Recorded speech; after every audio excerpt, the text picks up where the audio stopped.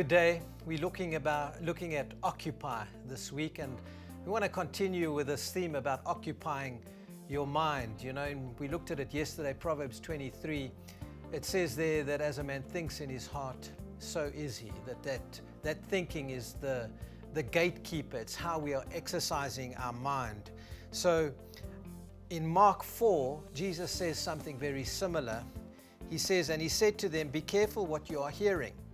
The measure of thought and study you give to the truth you hear will be the measure of virtue and knowledge that comes back to you, and even more besides will be given to you who hear. For to him who has will more be given, and from him who has nothing, even what he has will be taken away.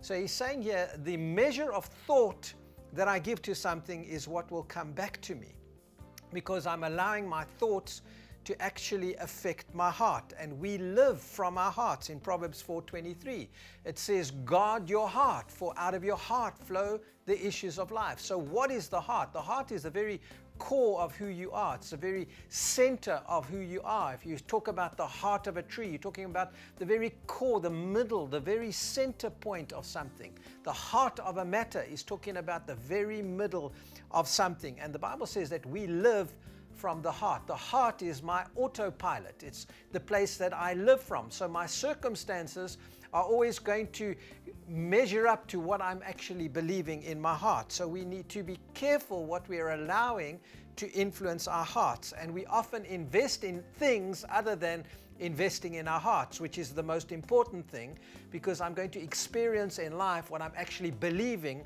in my heart. It says above all else in Proverbs 4:23, above everything else. You know, we want to invest in stocks and property and all sorts of other things, but he's saying above all else, invest in, guard your heart, for it affects everything that you do. So whatever is in your heart, you will find an expression of that in life, because my heart is the place where I'm actually accepting or rejecting the very life of God. And this is what it says in Ephesians 4:18. Having our understanding darkened, being alienated from the life of God through the ignorance that is in them because of the blindness of their heart. So God cannot take me where my heart will not allow me to go. And so what I believe in my heart determines what I'm going to experience in life, not God. You see, this is not up to God. God has already given me everything, but is my heart believing the truth of it? In Romans 10, verse 10, it says, for with the heart man believes unto righteousness, and with the mouth confession is made unto salvation. So this is something that I have to believe in my heart, where my thoughts have affected my emotions, and I've written a new belief in my heart, because that's the place that I live from. I want to encourage you today.